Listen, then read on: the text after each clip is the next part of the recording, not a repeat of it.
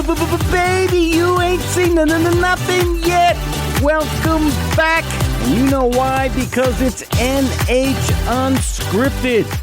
I am your Bachman Turner Overdrive loving host, Ray Dudley. We are coming to you from the never overly ostentatious digs of the WKXL bunkers in Concord. You are probably listening to us either on 1450 AM or 103.9 FM in Concord. And for you folks in Manchester, that would be 101.9 FM as well. You can find us. Yeah, we have an internet presence. Yes, we do. We are, cutting edge. You can find us, this show, and all the other great programs here at WKXL at nhtalkradio.com. I will get into that a little bit further later in the show. I need to take a moment and thank my sponsor, Lakes Region Fence in Guilford. All right, folks, come on, you know the routine. Look out your back window. You see that thing you're calling a fence? Come on, you and I both know that's bordering on a hazmat incident. Get rid of it. Go out to lrfence.com, lrfence.com, and go take a look at what could be your fence. Matt and his crew do incredible work, and they don't use that garbage stuff you buy at some of the big stores. Lumber yards, they use high-quality materials, and they do everything from, horse corrals and property line and commercials. And fence pools, well, you know what fences are. I don't got to tell you all about that. lrfence.com. Fire up a pot of Java. Go out there and take a look around. They got a link where you can get a free estimate. We like free here. We love free. It just kind of rolls off the tongue real easy. Free. Matt will give you a call back. Unlike some plumbers and electricians who I have tried to contact in the past who will not get back to me. That's beside the point. Matt will do it. lrfence.com. Click on it. Get a free estimate. In studio with me today, NH Unscripted leans very heavily into the entertainment industry. But we are a big tent. We are a really big tent. Very inclusive. And I have an interview today with a gentleman who I have been eager to get on because we're going to talk about, if there's one thing that's better than drinking beer and throwing axes, it's drinking beer and barbecue. I love it. In studio with me today is Joe Bernier from Angry Hog Barbecue up in Meredith. Good morning, Joe.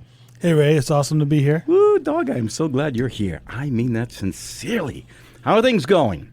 Oh, pretty good. Yeah? It's been a hectic winter, which I normally don't expect. And I'm just coming off of a long 4-day smoke and service. Probably in January, I don't move that much product, but starting up in January of this year, we've already moved about 250 pounds of meat in the first 4 days of it. So hopefully that's going to be trending upward for me, and we're going to get this thing rolling up north and start kicking some butt. Dude, let's talk about your beginnings. I noticed on your website, on your About page, you said something on there about having some relationship with Adam Richmond. How did that come about? And how did the whole thing, how did Angry Hog even begin? Oh, right. So I guess I would start first by talking about how Angry Hog started, because that was kind of the stepping stone that got me, interested in getting involved with Adam Richmond. Sometime back in 2010 or 2011, I don't really remember the year, but my neighbor, who happens to be my best buddy, he pulled into the yard and he had a smoker in the back of his truck, brand new, fresh from Home Depot smoker. And that day, coincidentally, I had just pulled into the driveway with my own smoker. None of us having had any experience whatsoever. I love it. And it started a pretty friendly rib competition that went on for a couple years of us trying to outdo each other. And eventually I started doing things like, coming up with my own rubs and making my own sauces. And one time we had like this throwdown, and we had a dozen people over, and I was like, I'm going to make my own sauce, and I must have spent, I don't know, probably 2 or 3 weeks researching sauces and experimenting at home, and by the time everything was done, we were ready to cook. I probably had 4 gallons of probably 14 different sauces, and I decided, all right, this is the one I'm going to do. And so I served it to everybody. Everybody loved it. And, somebody said, you should bottle it. And I was like, you know what? I'm going to bottle it because I just felt like it was right to do. And I went from bottling that one sauce to developing 15 different sauces. What? Yeah. And we ended up getting 6 of them sold at stores and butcher shops around southern New Hampshire.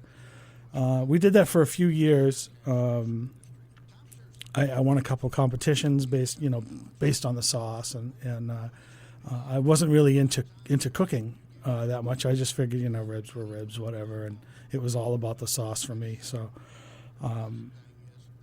and one day we were up in Guilford, hanging out on the boat, and a buddy of mine came up and he's like, hey, Adam Richman's got this new show called Fandemonium. He had just left Man vs. Food and started another show on Travel Channel.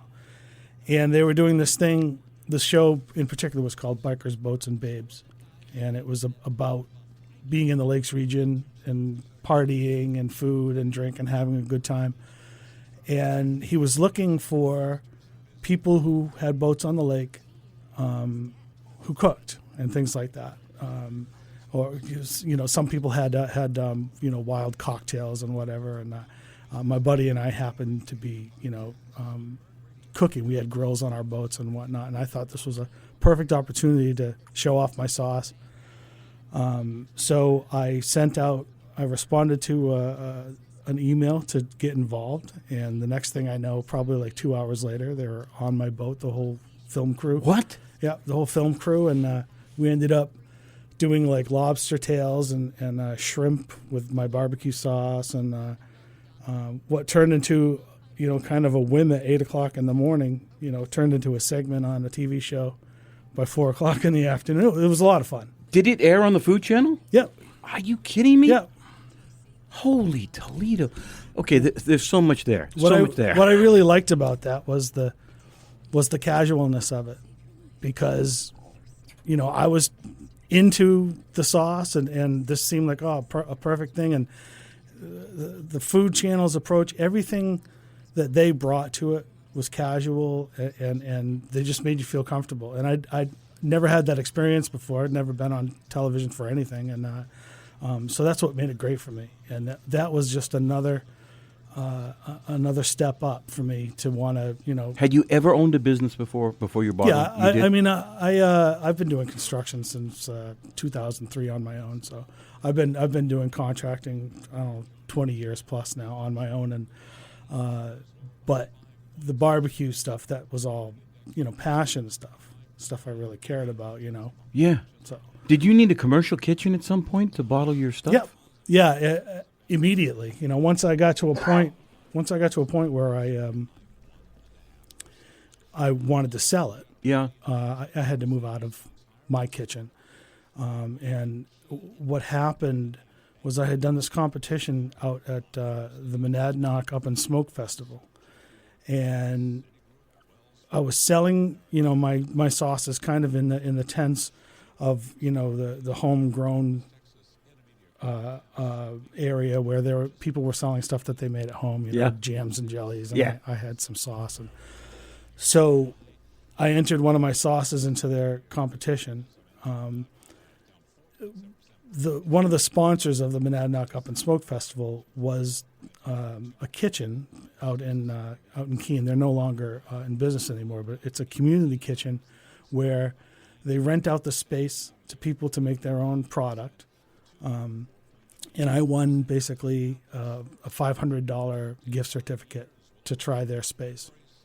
So I ordered a bunch of my ingredients through them, And I went one Saturday night with a buddy of mine. We rented the space for the night and ended up making like 480 bottles of sauce, and all commercially available. And we ended up licensing everything and getting a nutrition labels. And so within a week of that, we had marketable barbecue sauce. Oh my God, hang on, you hear that music? You know what that means, folks. We've been through this before. Normally, I'd be getting out my glass of Tang with a little bit of maple, but today we're talking barbecue.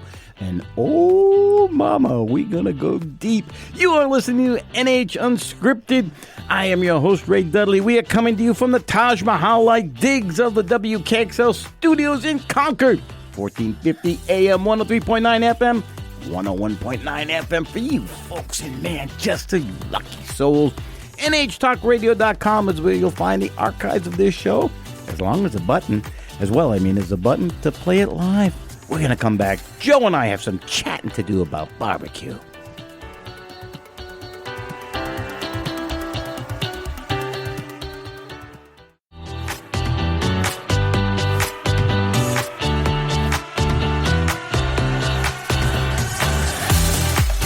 Take a letter, Maria, because you are listening to NH Unscripted and we need to pass the word. I am your glad to be out of bed host, Ray Dudley.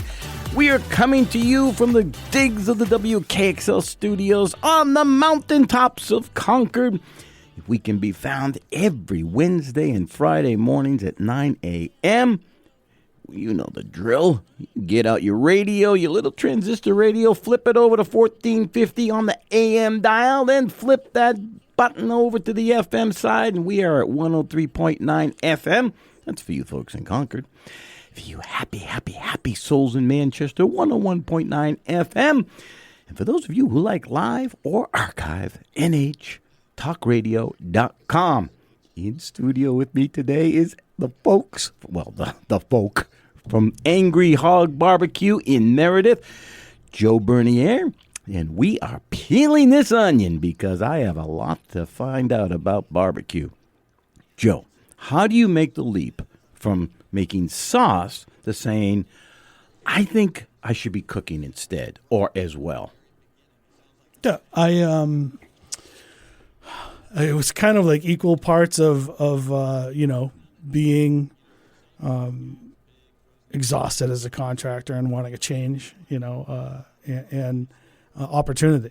So I have been involved in being up at the Lakes region for years and years. I love being up there. Any excuse to be by the lake for me is gold. So one year, there was an opportunity to lease a kitchen right on the Weirs Beach Pier. It was short money. It was a 3 or 4 month deal, and so I decided, you know what, I'm just going to step back from building, and I'm going to pursue something I've been loving to do every day. I can't even think of a week where I didn't have smoked meat at home, and I was like, I want to share this. I want to really push this to the next level. So we leased the kitchen and started serving on the pier as Angry Hog Barbecue. And I went from doing a few pounds of meat a week to almost 1,000 pounds of meat from May to September of 2018. Man, oh man. So what is okay? So it's two different processes though: bottling sauce and cooking barbecue. Yeah. Now, you said you had started your cooking on a home smoker. Mm-hmm. Did you continue to use that up when you were up at Weirs Beach? No. That one sadly caught fire, and we've moved on quite far from that. Yeah. Warning to all you home cookers. Yeah. As things evolve and you have to produce more and more product, you need to go with bigger and bigger smokers. And so we had to upgrade the old side burner smoker and let that one go. It was pretty much a warped piece of metal at that point anyway. So, Yeah. so that that for us was something we were able to produce long smokes and hundreds of pounds of meat on, and it was kind of key to being able to be commercially viable. So we ran that restaurant up through 2018, and I ended up having a pretty bad experience with my business partner, who was pretty uneducated and boorish about barbecue, and for him, it was all about money, and he just couldn't wrap his head around how operating a restaurant, worked, and how you're, you don't get your investment back the first season in anything. Apparently, Yeah. apparently not everybody knows that. So anyway, he backed out in a pretty bad way and a hurtful way, and it ended up shutting us down for that season. And I was determined to keep Angry Hog going, so I went back into construction and started working a lot, probably 60, 70 hours a week to try to refill the coffers, so to speak. And we ended up buying a food truck. I had one built down in Georgia. I brought it up in early 21, and I basically installed the entire kitchen myself, an entire commercial kitchen inside the food trailer. It was an empty shell when I got it, and my buddy, the guy I had the friendly competition with, him and I drove down to Georgia, picked it up, brought it home, and I installed all the equipment and got my licensing through New Hampshire. And within probably 3 or 4 weeks of picking up the trailer, we were open for business again. Man, oh man. Yeah. All right, I want to get into the weeds a little bit here. Sure. Your original cooker, was it an offset? Yep. It was. Yep. So it was a stick burner. Yes. You did. Okay. Yep. When you decided you needed to upgrade, and what was that process like? Because I'm assuming you just don't go out and buy just a little bigger stick burner. Yeah. Especially, operating in a place like Weirs Beach, you can't just throw a big stick burner outside. There's a lot of restrictions with food services. We ended up going with a pellet smoker. You did? Yeah, it was a commercial pellet smoker. It's not like a Traeger you'd find at Home Depot, but this was a large size one, and it's designed to fit under a kitchen hood so it can evacuate the smoke properly, and it has a whole bunch of safety features and things. I found that one a little restrictive as far as it didn't really get the smoke flavor an offset does. Offsets are, as far as I'm concerned, that is the one piece of smoking equipment that puts on the most smoke, will give you the most flavor. And I don't mean like puts on a ton of smoke, but it just lets that flavor of that wood get into the meat.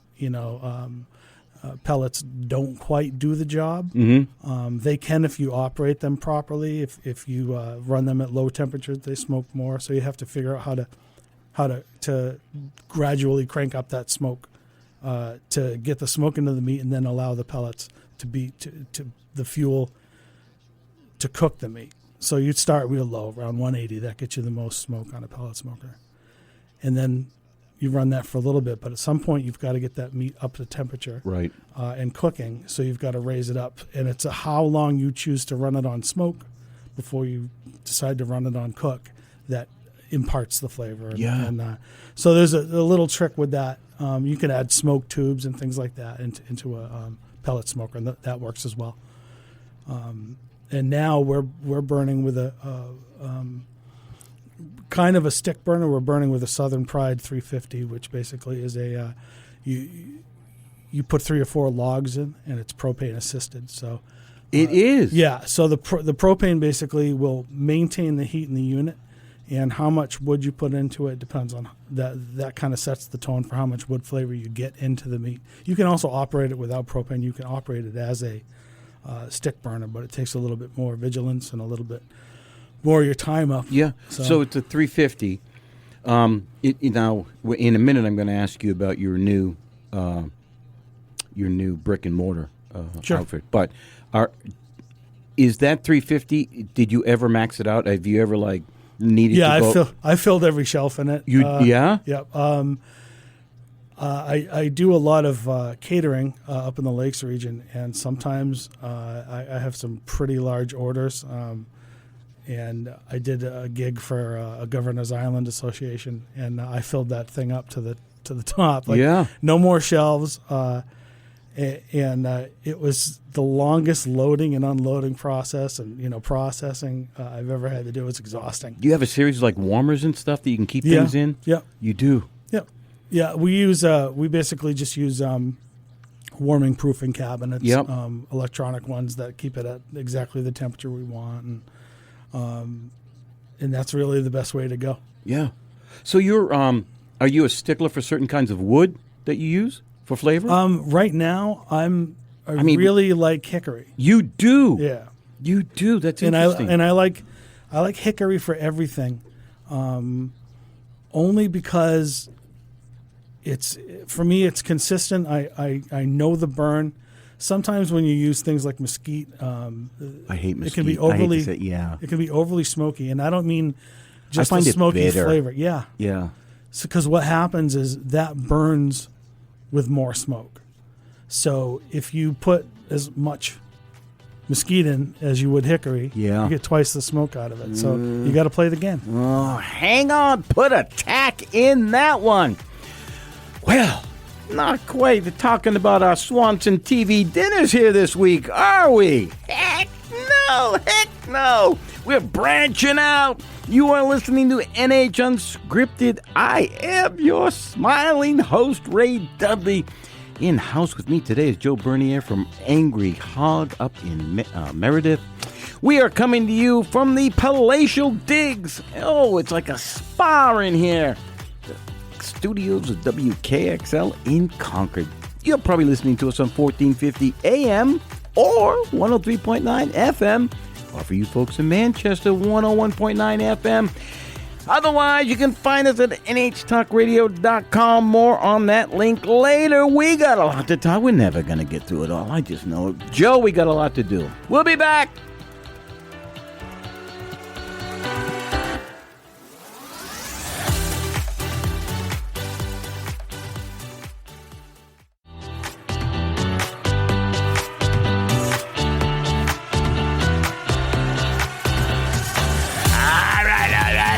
Clap for the wolf, man. He gonna make your record high. You are listening to NH Unscripted. Ooh, I am your barbecue-loving host, Ray Dudley, having the time of my life. I can't believe I get to do this. We are coming to you from the Taj Mahal-like digs of WKXL Studios, high on the mountaintops of Concord. You are listening to us either at 1450 AM or 103.9 FM in Concord or 101.9 FM in Manchester. You blessed souls down there. Out at nhtalkradio.com are the archives of this show and all of the other programs found here at the WKXL studios. And there is a button for you to listen to live. This show comes to you every Wednesday and Friday mornings, 9 a.m., Drive time, and we are talking barbecue today with Joe Bernier from Angry Hog Bar. Joe, where did that name come from? When I first started making sauces, my thing about sauces was to make them spicy. I love you. And hot. So I wanted you to be able to taste what was in it. So if I said this was a jalapeno maple rub or sauce, it better taste like it. So I wanted to call it Angry Hog because I feel like I could offer different levels of heat to people and be like, yeah, that one's really going to get you. Did I just drool on myself? A little bit. God, yeah. I'm having a great time. Joe, so you and I both know that a brisket is different from ribs, is different from pork belly burnt ends. They all require a really good amount of knowledge to cook them because they're all different. Yep. One's pork, one's beef, one's bacon, basically. what do you do? How do you figure all that out? Well, if you cook them all at the same time, can you? I can put them all in the smoker at the same time, You're a pit but master. sometimes I do a little bit. Like I like to do my chicken a little bit higher temperature than I do my brisket. The thing I'll say this about pulled pork: it's a workhorse. You can put it in at any temperature, and that thing's, as long as you got the timing right, it's going to taste just as good as if it was smoked at 220 or 275. I need a bib. I need someone hand me a bib. Jeez, I'm all over myself here. Go ahead. The big thing is just about knowing when to rub and spice your meat, how much salt and sugar level you should have on it, and once you get those dialed in, it is a question of time. But ultimately, just because a book says a 9-pound pork butt takes 8 hours, that's not necessarily true. Every cut of meat is different. And every piece you get is different. I get in 2 cases of pork butt, and you can look at it. You can kind of see by how much fat is in it and how big the cuts are. You know how long it's going to end up being in the smoker. And it's all about kind of the way I would describe it is feel. You got to go into that smoker and you got to check it. Each meat's got kind of a certain give or a jiggle to it. And pork butt, you can tell immediately. We do what's called probe tender on all of our meat. So basically, if you can take the probe, and you might want to get your bib out for this, but if you can take the probe, He's looking out for me. and slide it into the meat, and it feels like you're pushing it through a stick of butter. Yeah. That is the signal that piece of meat is ready to be pulled. My God, I could die a happy man right now. And that pretty much goes with every cut. Yeah. Probe tender is kind of like the rule of thumb. You definitely want to use time as a window. Yeah. A good brisket should take about 12 to 16 hours. It all depends on the temperatures outside, humidity, all that stuff. What about, you said a good brisket. I want to ask you, does the quality of the meat make a difference? Are you using prime or choice or select? I'll typically use choice. It's mid grade. Mm-hmm. The biggest difference between going to select and choice is what happens to the meat when you take it out of the smoker. It's when you put a select piece of brisket in the smoker and it starts out at 13 pounds, it's coming out at 7 pounds, and it's like half the size. Yeah.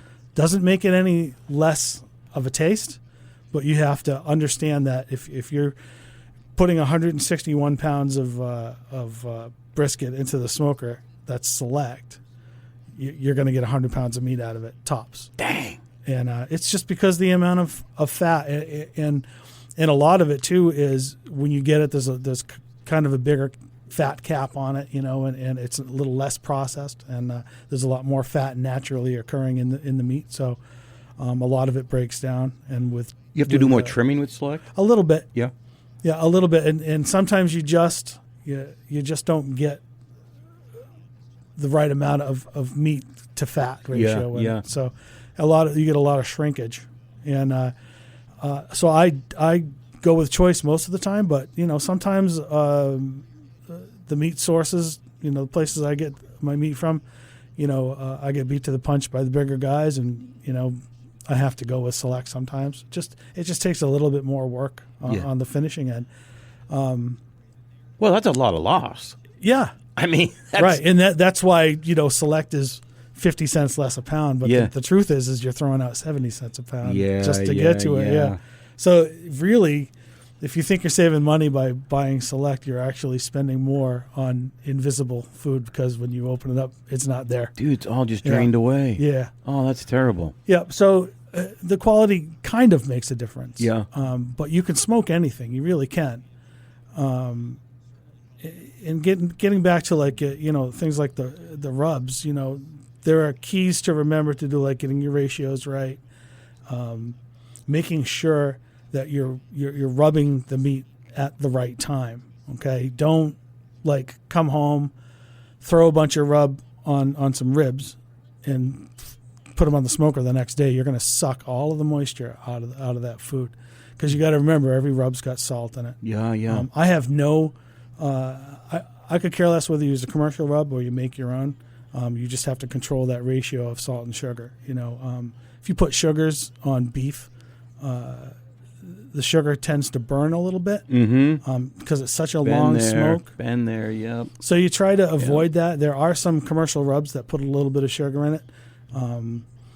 I have this thing about a couple commercial rubs that I really love, and I like them so much I sometimes cut them into my rubs. I make all of my rubs myself just because I can control the portions. Dude, where do you find the time for that, plus all that cooking? It's just, first of all, a brisket rub is pretty simple. Salt, SPG, pepper, garlic. I like to use, instead of iodized or sea salt, I like to use seasoned salt. So, like a mineral salt or something, or some kind of a... Lowry's Lowry's seasoned salt? Yeah. So I like to use that because... You and Harry Sue. Yeah, it actually has a little bit of garlic in it, a little paprika, and it's just it's a little bit more complex than regular salt is, but it still does the same job where it will pull that moisture and help that fat break down. Yeah. So I'm a huge fan of that. I'm not big into the coarse regular salt. Some guys are. Yeah. Some guys have that technique right. I just prefer seasoned salt, number 16 ground pepper, and a little, I'll shake a little garlic on the top, not even on the bottom side, just on the top over the fat cap. Yeah. Did COVID, the period of COVID, exploded a lot of things, because all of a sudden people are online, they're not working. And did you find a boom in your business because the barbecue in general, with people going out now, they're watching Meat Church, they're watching Mad Scientist, they're watching Harry Sue, all of these barbecue experts who they probably never heard of before. Yeah. Did you find that a big boom to you? I found that it educated a lot of people who wanted to eat my barbecue. Mm-hmm. Whether it was a good or bad thing, they had no problem chiming in and letting me know about what was going on. And I understood it because I did the same thing. I mean, I spent a year sitting at home, I watched every video that you could watch. Yeah, I taught myself how to build a smoker on there, and some of my favorite stuff, Meat Church. I love Meat Church. Me too. I use a couple, I use this Texas sugar rub. You do? Yeah. I tried it, didn't like it. Yeah, I use it on ribs at home. I do it at home because I like to kind of shake things up. Yeah. So. That cannot be. It cannot be. All right, we're putting down our Carnation Instant Breakfast because we're replacing it with barbecue today from Angry Hog up in Meredith. Oh, we got one more block to go. Where am I going to go? I had so much I had to ask. Joe, you're going to leave me hanging.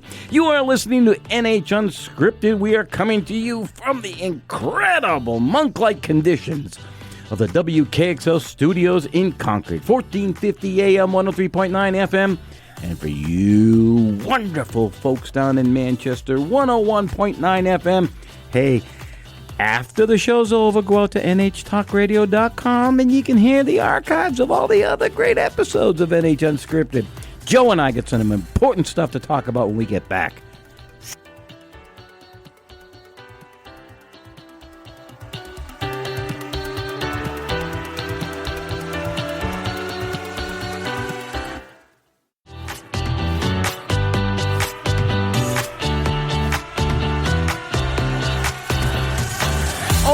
If you could read my mind, love, what a tale my heart would tell. You are listening to NH Unscripted, and as you can tell, I'm happy to be out of bed today, out of the home and in the office. Oh, we are coming to you from the beautiful, almost Six Flags-like conditions of the WKXL studios in Concord, 1450 AM, 103.9 FM. That's where you can find us. You know that. You've been through this before. 101.9 FM in Manchester. And this show, as well as all the other wonderful, wonderful, wonderful programming here at WKXL can be found at nhtalkradio.com. We have one more block to get through. Joe Bernier from Angry Hog Barbecue in Meredith. Oh, he's got me out on a leash. I am trying to get through this. Joe, you told me you just opened up your first brick and mortar establishment? Yep. Fill me in on that. How'd that come about? Well, at the end of the season this year, because, you know, we've been a seasonal food trailer now for the last 3 years, I was approached by some friends of ours who own Twin Barns Brewing in Meredith and North Woodstock, New Hampshire. They acquired a building in North Woodstock. It used to be called Peg's Diner, across from Merlin's and just down the road from the Woodstock Inn Brewery. Anyway, you know, they're a brewery, and they're really just interested in doing beer. And they've got this beautiful, beautiful kitchen out back, huge. And for me, it's 3 times the kitchen that I've ever been in. So they reached out to me, and they were like, hey, you know, we have this huge kitchen, and we're not going to use it. We have no interest in What? Yeah. So would you like to use the kitchen and kind of be the food? We'll be the beer, you be the food. So that started a collaboration where we're working together as partners, kind of in tandem, pushing Twin Barns Brewing, which frankly is some of the best beer in New Hampshire, and pushing what I'm hoping is some of the best barbecue in New Hampshire at the same time. I've eaten at a lot of them. I'm telling you, I love your place. Yeah, so, you know, going from a few picnic tables in Meredith, which is awesome, by the way. I've really had a great time in Meredith. And going from the picnic tables outside to, and for those of you who summered in New Hampshire this year, you know that 18 out of the 20 weekends, it rained. And it's tough to sell. Well. It's tough to sell barbecue in the rain. I'm going to be honest with you. Only the real diehards like Ray here are the ones who actually show up to get ribs. Keep them floating. Yeah. So this new place has about 119 seats inside and 59 seats outside. So I'm going from 2 picnic tables and a handful of tables out on the lawn to being able to serve up to 170 people at a time. And it's a huge leap in growth for us. We've invested in some new equipment, and, you know, just like a Jedi needs to build his own lightsaber. Did he say Jedi? Oh, I love you. I've built my own smoker, and I'm very excited about it. You did? Yeah. You did? So this is my first new smoker. I'm still using the old Southern Pride 350. That thing's a workhorse. It's 40 years old, and I'm hoping to get another 40 years out of it. Chud's Barbecue. He makes his own stuff, too. Oh, yeah. I love it. In fact, Chud's is the one who kind of allayed my fears, so to speak. And, you know, I came across some stuff online, and I was like, all right, I'm going to buy it and build my own. How big? What'd you make? It holds about 200 pounds, 225 pounds. Yeah. What are you calling it? The Bernier 250? No, we're calling it the Franken Smoker. All right. Because it's built from many parts from many dead things. So, but it's alive and well, and it's really putting out good. I use it exclusively for my ribs and chicken, and it's putting out some good ribs. Is it going to stay up there, or is it down here? Oh yeah, no, it's up there. It is. It's a fixture in the kitchen right now. It is. So yeah, yep. Wow. Yep. So we're we've refined a few things on our menu of 15 items. We've added something like another 10 more items, and side dishes or meat? Mostly side dishes or other choices. You know, one thing that I was adamant about doing is not having like a deep fryer in my food trailer, because my food trailer in the summertime gets up to 105. My record was 108 degrees one day in that trailer. And so I was like, I am not putting a fryer later in this thing. And so we added a fryer later. My wife and I both have experience in breading and frying things. And so we added a few things to the menu that we normally couldn't have in Meredith. and a few more sandwiches, things like that. And I don't know that we're going to be developing a huge menu, but we definitely have a great variety, which I think is awesome to offer people, coming off the mountain from skiing. Yes. Or so, coming in and getting a nice warm belly full of chili, Texas brisket chili, of course. Of course. Chili and soups, things like that. Yeah. And in the summertime, we're going to be rolling smoke outside, and you'll be able to sit and enjoy the picnic tables and the smoke and the view of the mountains. And You got to give me, all right, first of all, do you have a website? yeah. What's the address? It's angryhogbbq.com. Excellent. You are at your new place is off of exit 32. Is that correct? In Yes, Lincoln. Sir. Yep. It's 99 Main Street in Woodstock, New Hampshire. Great. So when you come off that exit, you take a right? Yeah, you take a right, and Yep. right when you get to the corner where the lights are. Yep. We're the red building next to the Chinese restaurant. You are? Yeah. You're that close? Yep. Oh, my God. I had no idea. Yep.